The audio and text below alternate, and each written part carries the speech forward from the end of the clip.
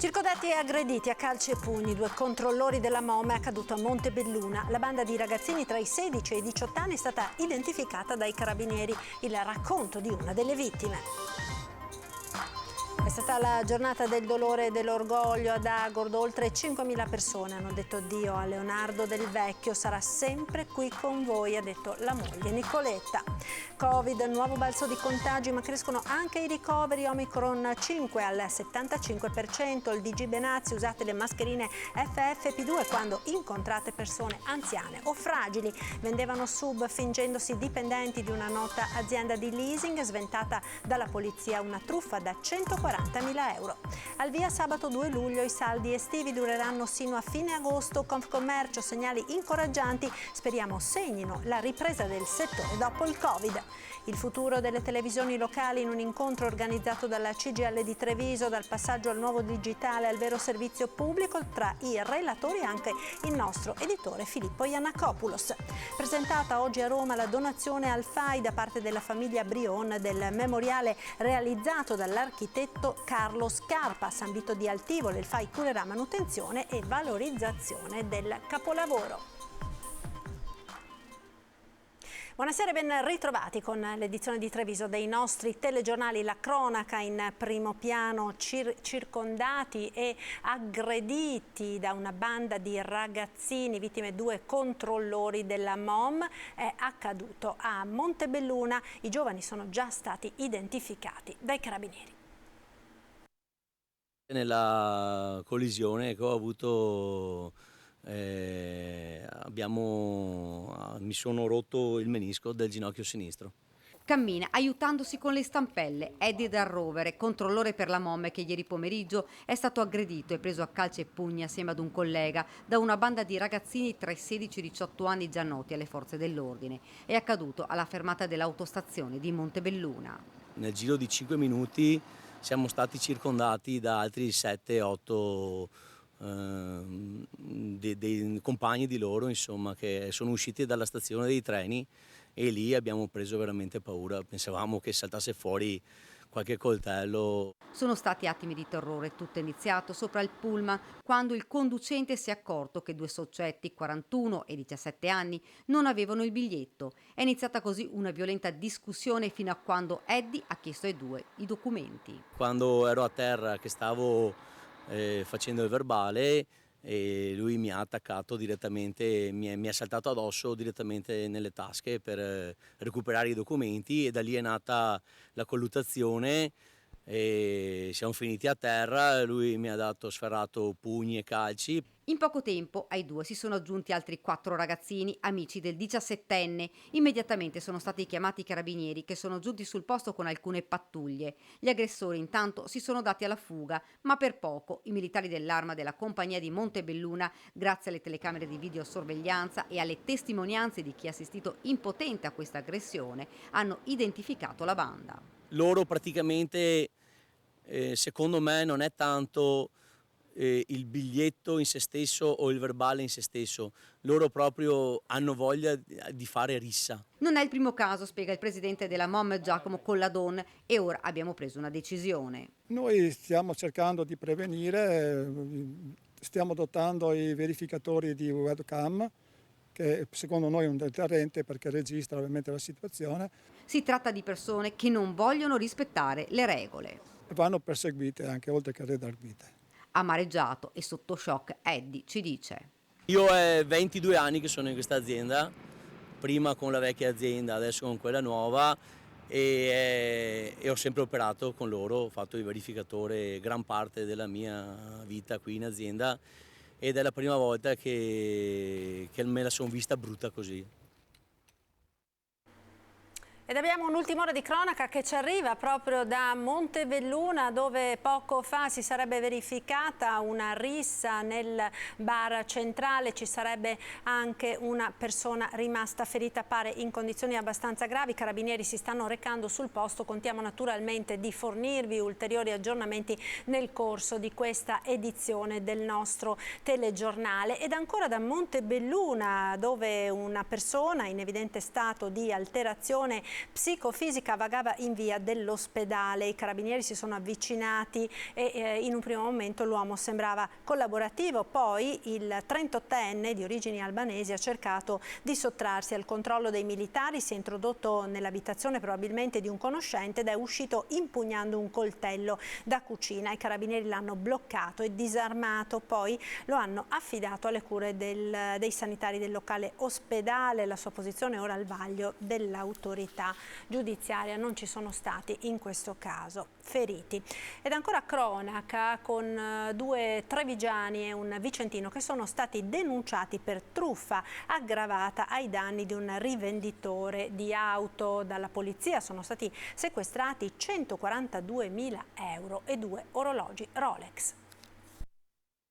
Pubblicavano su siti specializzati annunci per la vendita di auto di pregio, facendosi passare per dipendenti di una nota azienda nazionale di noleggio di veicoli. In questo modo i finti venditori erano riusciti a piazzare a un'azienda di commercio di auto plurimarca con sede a Rimini SUV del valore di 190.000 euro. Polizia di Stato, stradale e squadra mobile sono riusciti a sventare il raggiro recuperando la somma di 142.000 euro e denunciando 3 soggetti, 2 trevigiani e un vicentino, per truffa aggravata e ricettazione.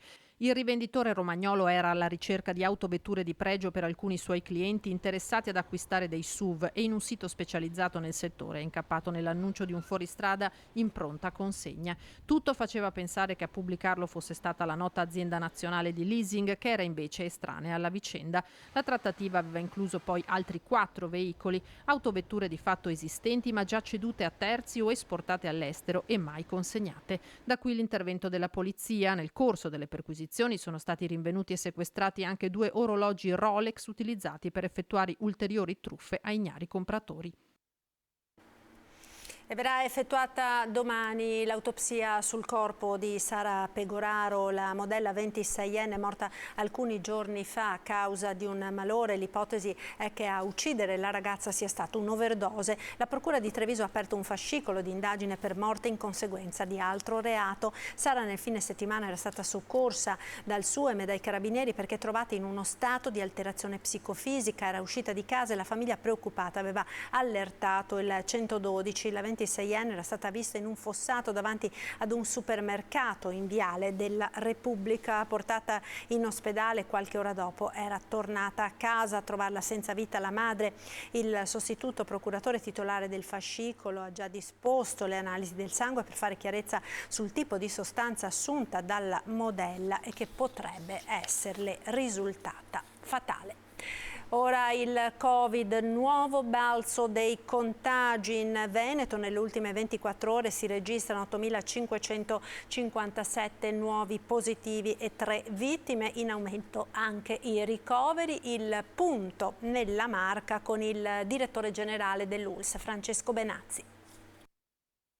Abbiamo una situazione che sta montando, nel senso che siamo già a circa 750 casi positivi su 100.000, quindi livelli molto elevati e pare, almeno dalle proiezioni che noi abbiamo del nostro servizio di epidemiologia, che arriveremo ancora a crescere. Stiamo crescendo anche per quanto riguarda i ricoveri ospedalieri, siamo ormai a 6 su 100.000. Anche nella Marca l'ondata estiva di Covid provocata da Omicron 5 è in crescita, una variante estremamente contagiosa che ormai è presente nel 75% dei casi ed è responsabile dell'impennata di positivi e ora anche di ricoveri che riguardano soprattutto persone anziane o fragili a maggior rischio di infezioni gravi e anche di morte. Fondamentale che i figli, nipoti, amici che vanno a trovare gli over 80 usino sempre le mascherine FFP2, perché noi siamo magari asintomatici con un po' di mal di gola e andiamo a portare un virus a una persona invece che ha problemi di salute e rischiamo che questa persona poi possa anche ammalarsi, entrare dentro in ospedale e andare in terapia intensiva. Oggi abbiamo 2 persone in terapia intensiva over 90 e che hanno avuto proprio questo tipo di trasmissione. Portata da fuori, gente che non aveva la mascherina e oggi sono in terapia intensiva. Reduce dall'infezione anche il direttore generale dell'ULSS 2 della Marca Trevigiana, ora alle prese con i sintomi del long Covid, forte mal di testa, stanchezza, difficoltà di concentrazione. Mi hanno spiegato i nostri specialisti che è un long Covid, che spesso tanti hanno, e una cefalea che facilmente mi porterò avanti per un periodo di tempo legata proprio al virus. E un'altra notizia di cronaca arrivata poco fa in redazione, quella relativa ad un incendio di notevoli proporzioni che ha divampato nel pomeriggio in un'azienda agricola di Asolo. In fiamme 200 balle di fieno, sono morti anche 3 bovini che si trovavano in prossimità della tettoia sotto la quale appunto era stipato il fieno. Sul posto sono intervenuti i vigili del fuoco, a causare il rogo molto probabilmente autocombustione. Da sabato iniziano anche a Treviso i saldi, un'occasione di affari per Federmoda che confida appunto nelle svendite di fine stagione per risollevare una stagione difficile dopo il Covid. Vediamo. Forse ci sarà meno assortimento di quello che, ahimè, da un certo lato, da un certo punto di vista, era abituato ad avere il consumatore. Il Covid ha cambiato anche il rito dei saldi estivi, che inizieranno sabato 2 luglio per concludersi il 31 agosto. Meno assortimento, sottolinea il presidente di Federmoda Treviso, perché con la pandemia tanti negozi hanno diminuito gli ordini in magazzino. Questo significa che avremo anche saldi meno convenienti? No, io non credo che cambierà sostanzialmente la politica delle percentuali di saldo.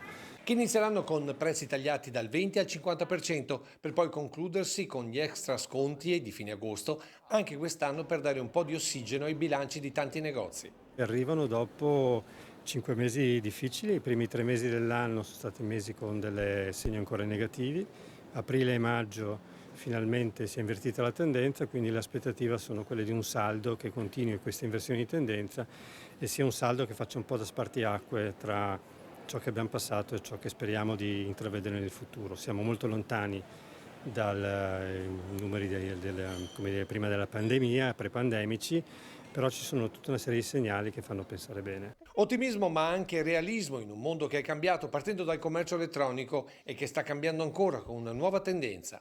C'è una rivalutazione del negozio fisico, non lo diciamo noi ma dicono tutte le indagini, anche quelle società che indagano l'e-commerce dicono oggi che se vuoi essere performante in quel canale di vendita dovresti avere un punto fisico, perché è la somma dei due che diventa vincente. Insomma, un settore, quello del commercio, in costante evoluzione. Basti pensare che da oggi scatta l'obbligo per tutti gli esercenti, pena sanzione, di accettare il pagamento elettronico.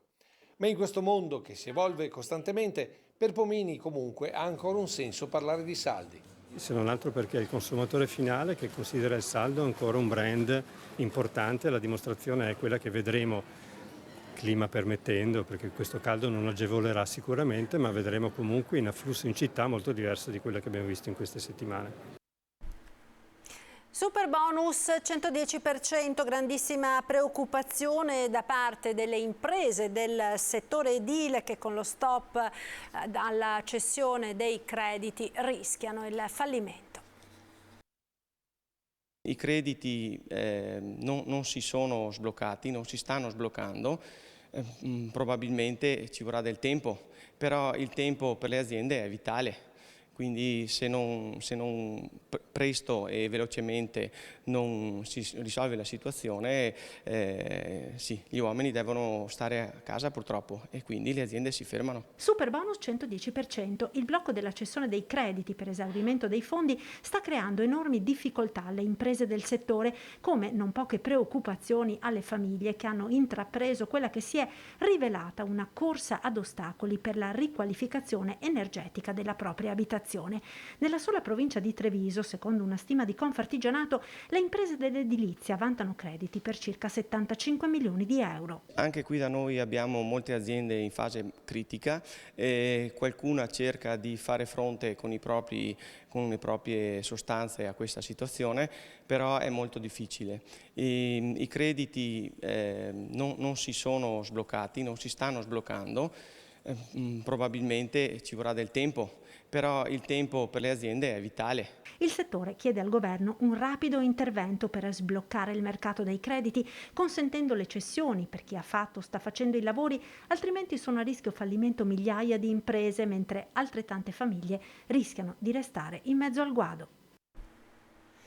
Il futuro delle televisioni locali è stato il tema di un incontro organizzato dalla CGIL di Treviso, tra i relatori anche il nostro editore Filippo Iannacopoulos.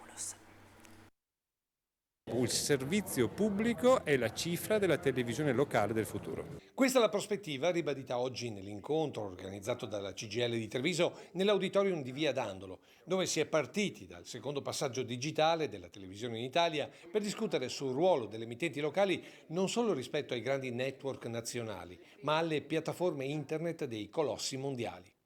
E su questo campo la televisione locale, creandosi sin dall'inizio una vera e propria nicchia con i telegiornali di prossimità, non teme la grande concorrenza. La gente si informa moltissimo attraverso la televisione e moltissimo attraverso le televisioni locali. Io dico sempre che una mia vecchia zia diceva la ditta per Antena 3. Quindi il sistema dell'informazione locale è importantissimo perché è il luogo dove la gente si informa, perché sono le cose più vicine. Paradossalmente, col cambio delle tecnologie, sono in crisi le grandi televisioni generaliste, ma la televisione locale sarà sempre più importante. Ecco perché secondo il sindacato va ripensato il ruolo di servizio pubblico.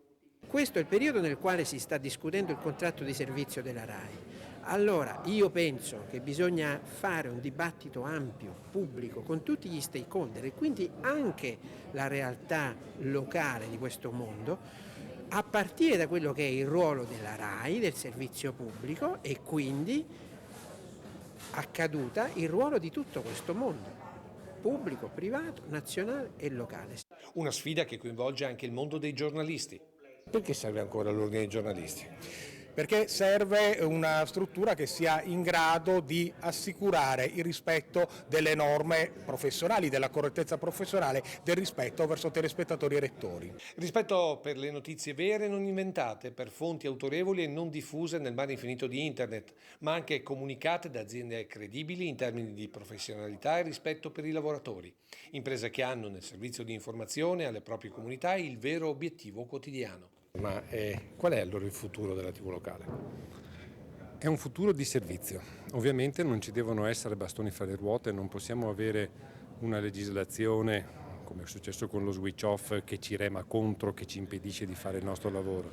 Il ruolo della televisione locale è portare le esigenze, le aspettative, l'informazione ai cittadini ed essere per loro un porto sicuro, riconoscibile, dove trovare l'informazione di casa propria ed essere informati costantemente in uno spirito di servizio.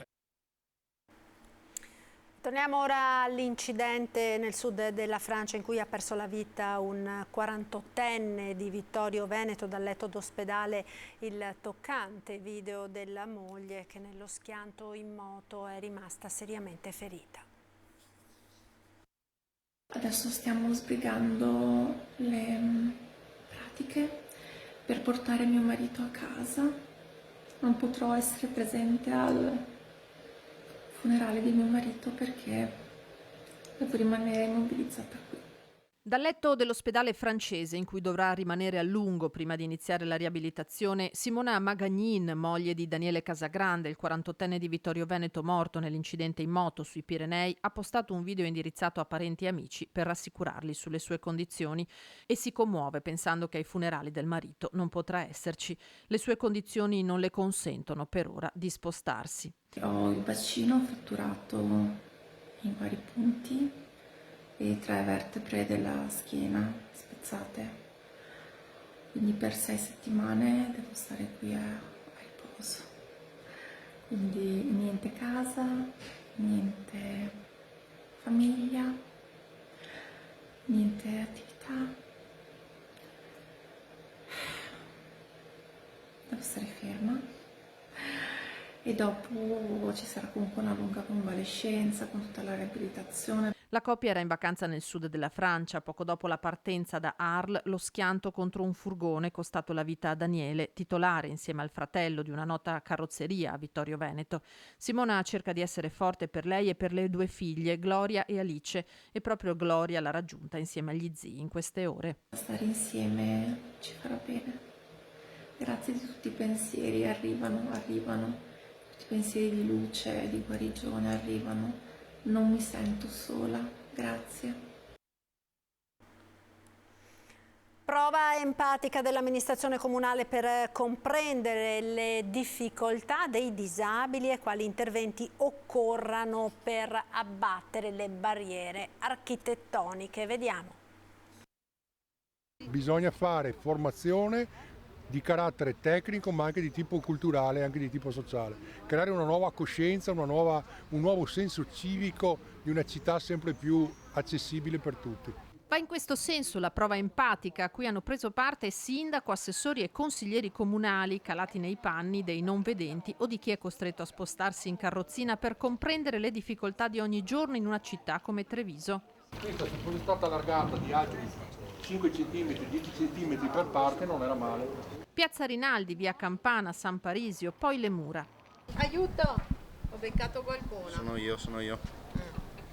No, perché non ho capito dove devo andare. Dove sta andando?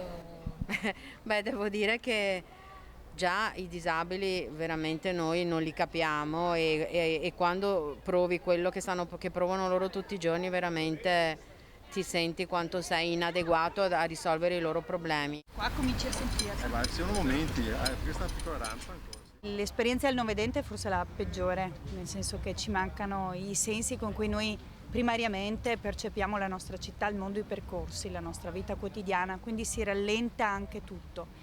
E in carrozzina si vedono le difficoltà, quanto è importante la pavimentazione.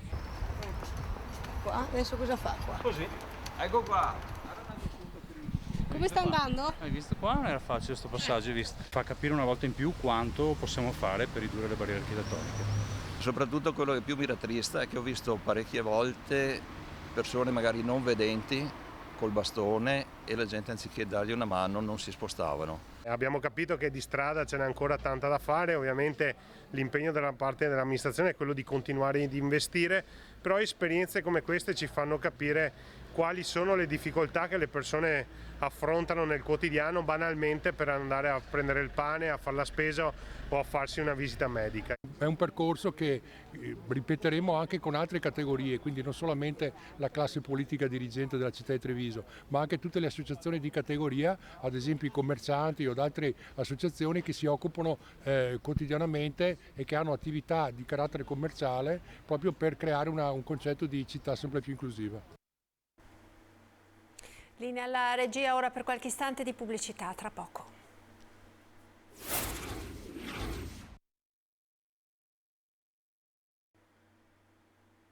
Siamo nuovamente in diretta con il telegiornale di Treviso. Dopo la pista per i cani levrieri lungo il Piave a Maserata si prospetta una strada e gli ambientalisti si mobilitano per avviare una petizione per impedire l'intervento. Non si può pensare di intervenire in questa area che non ha eguali nella pianura trevisana. Non solo la pista per levrieri sul Parabai lungo il Piave a Maserata potrebbe venire progettata addirittura una strada e gli ambientalisti insorgono con un volantinaggio al mercato ieri mattina per ribadire l'importanza della biodiversità e con un incontro pubblico previsto stasera alle 20:45 nel Palazzo delle Attività Ricreative alla presenza della biologa Katia Zanatta. Ci sarebbe l'idea di costruire una strada, di fare una strada di collegamento tra Pedemontana da una parte e Provinciale 92, che è quella che poi mette in contatto con la sinistra Piave. Passando in questo Magredo, che è una zona di pregio ambientale e su cui noi vorremmo veramente fare una campagna insieme ai cittadini. Stiamo cercando di ascoltare queste voci di corridoio che sentiamo e prevenire qualunque azione, perché dopo l'esperienza della pista dei levrieri ci rendiamo conto che poi quello che sembra impossibile alle persone normali diventa possibile per alcune amministrazioni e siamo pronti a ogni tipo di azione, a partire da una raccolta firme, proprio perché sia valorizzato e protetto questo luogo, e proprio come attori di un paesaggio che è un paesaggio antico e che va comunque tutelato. Presentata oggi a Roma la donazione al FAI da parte della famiglia Brion del memoriale realizzato dall'architetto Carlo Scarpa a San Vito di Altivole.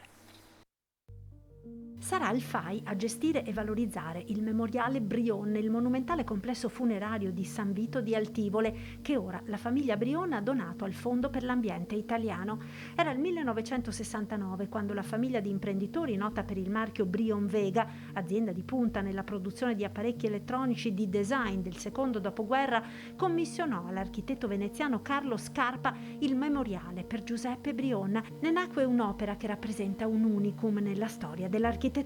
Carlo Scarpa va ad Altivole e decide di non realizzare una cappella funeraria, ma di realizzare qualcosa di molto più grande, di molto più difficile, di molto più unico. Decide di realizzare un pezzo di Aldilà.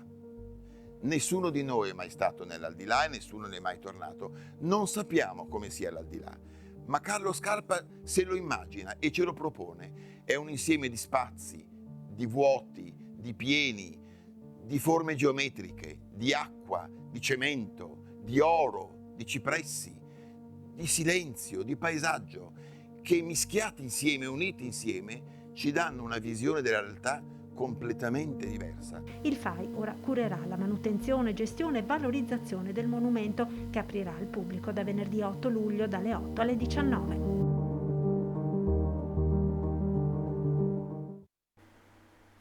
Ed ora le notizie da Belluno e provincia.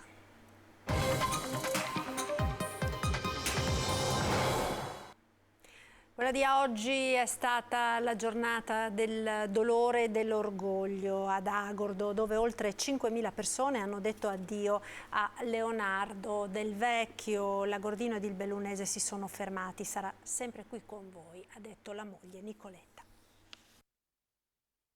Oggi mi sento intanto di ringraziarvi per essere qui in tanti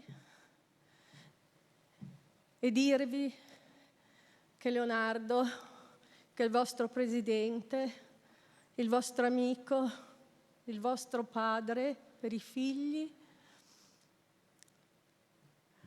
vorrebbe che io dicessi che lui sarà sempre qui con voi. È la prima a prendere la parola nel giorno dell'addio Nicoletta Del Vecchio, è lei a ritrarre l'uomo, il marito, l'imprenditore e a farlo davanti a una folla di oltre 5.000 persone. Fuori e dentro il Pala Luxottica ci sono il dolore, il contegno, l'orgoglio e la gratitudine. Grazie infatti è la parola più ricorrente, la si legge anche sugli striscioni. Quella di Luxottica e dell'Agordino è una grande famiglia che si stringe a quella più piccola, quella biologica e viceversa. Il legame è profondo, come testimoniato anche dalle parole dei figli. Durante la mia ultima visita in ospedale, lui era molto nervoso, ma quando stavo per andare mi ha chiesto dove andavo.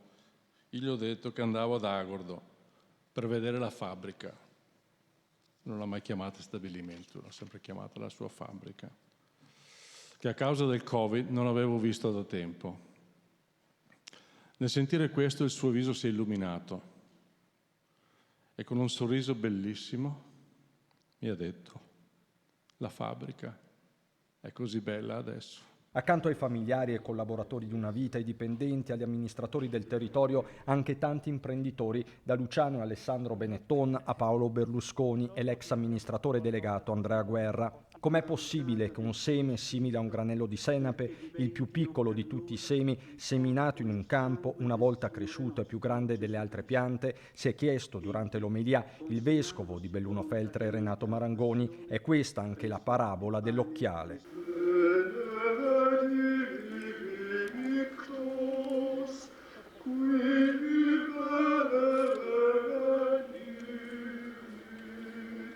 30 i pullman partiti da ogni angolo della provincia, elicotteri, forze dell'ordine e volontari hanno garantito un flusso regolare, migliaia di dipendenti collegati dalle tante filiali sparse per il mondo. Il feretro è poi partito tra due ali di folla, l'ultimo applauso al cavaliere nella consapevolezza che c'è un prima e ci sarà un dopo.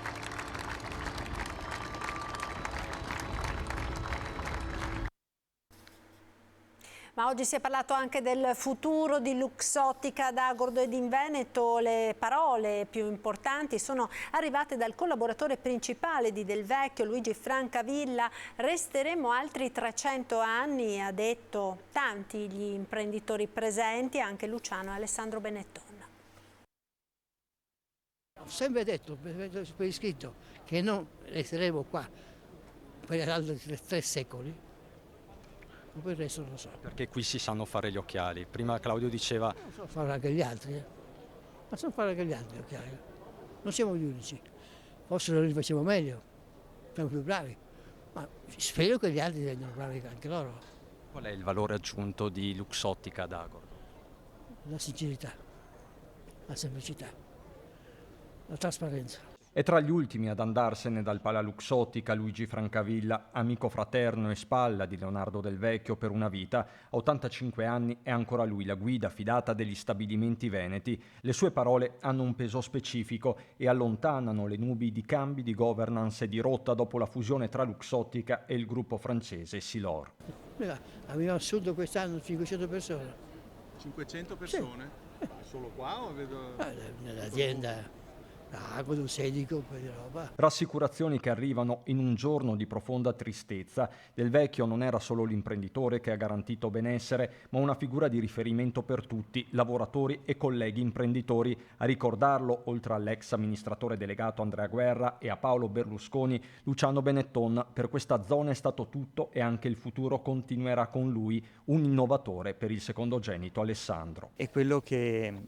dicevamo adesso in macchina venendo qui con mio padre, ha sempre impressionato la voglia delle nuove sfide anche in terreni che magari non conosceva e quindi insomma un grande testimonial del nostro territorio e del nostro paese di cui tutti devono essere orgogliosi. Ma ci sono anche gli imprenditori dell'Agordino. Nicola Del Din ha una fabbrica dell'occhiale poco distante, a Taibon. È un'emozione incredibile, ancora adesso un po' di emozione particolare, una giornata particolare, anche perché alla fine se la nostra azienda esiste, se mia mamma ha iniziato, se Blackfin esiste, se le cose vanno così bene, se abbiamo così tanti collaboratori che credono in noi, alla fine è comunque sempre grazie al Cavaliere Del Vecchio. Innovatore non solo nel prodotto ma anche nella visione sociale dell'impresa. Nell'occhialeria lavorano tantissime donne e devo dire che è stato visionario anche in questo. Dare lavoro alle donne vuol dire creare una società migliore e più indipendente. Dopodiché è stato grande in tutti i pezzi della sua vita. Io dico dalla nascita fino ad oggi. Anche oggi lui si è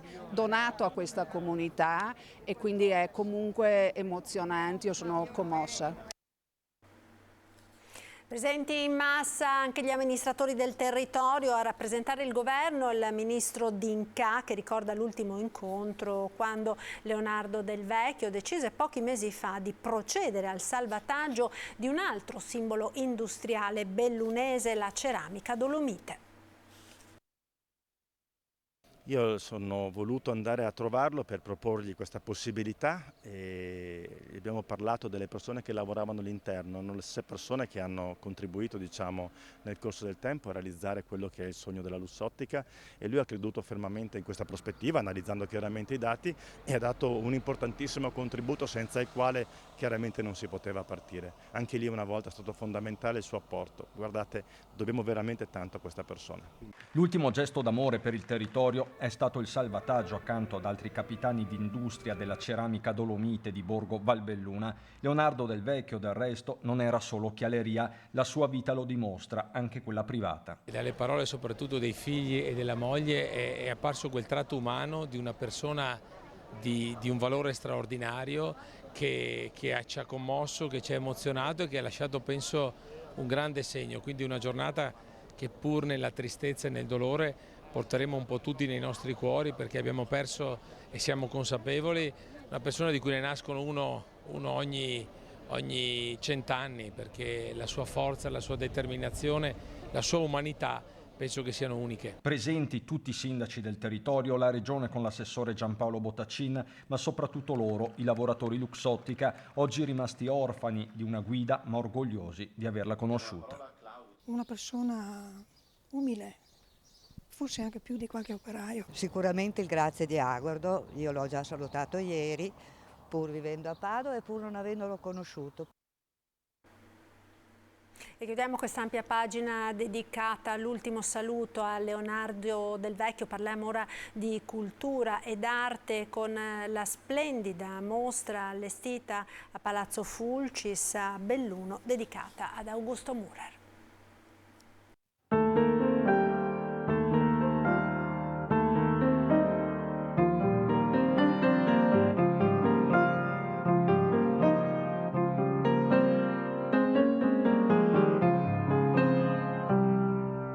Augusto Mürer è uno dei grandi della cultura bellunese.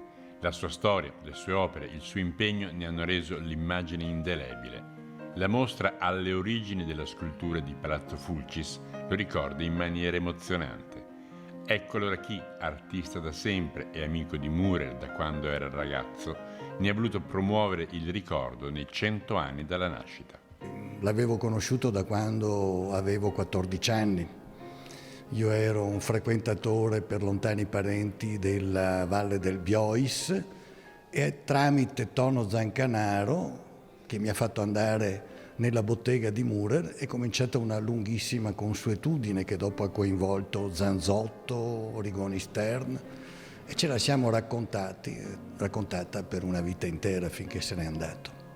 Se c'è chi lo ha conosciuto, c'è invece chi lo ha ammirato e ne traccia il profilo quasi con devozione e rispetto. Ricordiamo oggi un artista e un uomo straordinario che ha segnato profondamente il Novecento della provincia di Belluno, sia dal punto di vista delle sue opere, ma anche proprio dal punto di vista dell'impegno sociale e politico che ha speso per il territorio. Mürer è un bellunese illustre, si conta quest'anno il centenario dalla nascita, è un personaggio a molte sfaccettature, qualcuno lo ha definito in un libro Lo solitario di Falcade, in realtà non è un solitario, è ancora in mezzo a noi e il suo messaggio artistico e poetico è ancora molto diffuso e molto sentito, quindi è giusto e doveroso fare una mostra su di lui, sui suoi anni giovanili, perché alle origini della scultura, come il titolo della mostra, in realtà è alle origini di noi stessi, cioè del bellunese, di questa terra di montagna così forte e così fiera che speriamo abbia uno sviluppo ulteriore nonostante le ultime vicissitudini. Tra le sculture in legno e i disegni messi a disposizione dalla famiglia, chi vorrà potrà riviverne la giovinezza, arrivando fino a un intenso bozzetto in bronzo della Partigiana,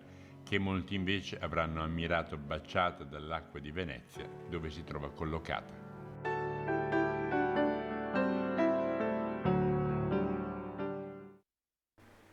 Ed era questo l'ultimo servizio, grazie per essere stati con noi, vi lascio come sempre alle previsioni del tempo. Arrivederci, buona serata.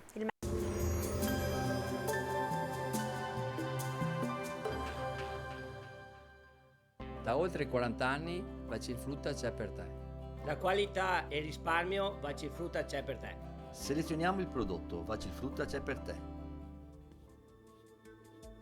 Benvenuti al Meteo. L'alta pressione africana ci accompagnerà anche in questo inizio di luglio, dove il tempo si manterrà buono e il clima alquanto afoso. Vediamo il dettaglio. Sul Veneto la grafica di venerdì evidenzia un ampio soleggiamento, sarà per lo più asciutto. Cielo in prevalenza poco nuvoloso, locali addensamenti sparsi nel corso del pomeriggio in montagna, associati, specie sulle Dolomiti, alla probabilità di qualche pioggia anche a carattere di rovescio o temporale. Temperature minime tra 17 e 24 gradi, massime comprese invece tra i 30 e i 34 gradi all'incirca. Spostiamoci ora sul Friuli, Venezia e Giulia, dove avremo poche novità, cielo sereno o velato nelle ore pomeridiane, possibili temporali sulla zona prealpina. Temperature minime tra 19 e 24 gradi, massime intorno ai 30-33 gradi. Infine vediamo la situazione del Trentino Alto Adige, anche qui bel tempo, specie al mattino. A seguire avremo qualche acquazzone veloce e a carattere sparso. Temperature minime intorno ai 17-19 gradi, massime sui 32 all'incirca.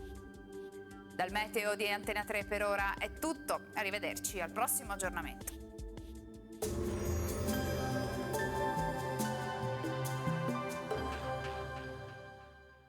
Da oltre 40 anni Bacifrutta c'è per te. La qualità e il risparmio Bacifrutta c'è per te. Selezioniamo il prodotto, Bacifrutta c'è per te.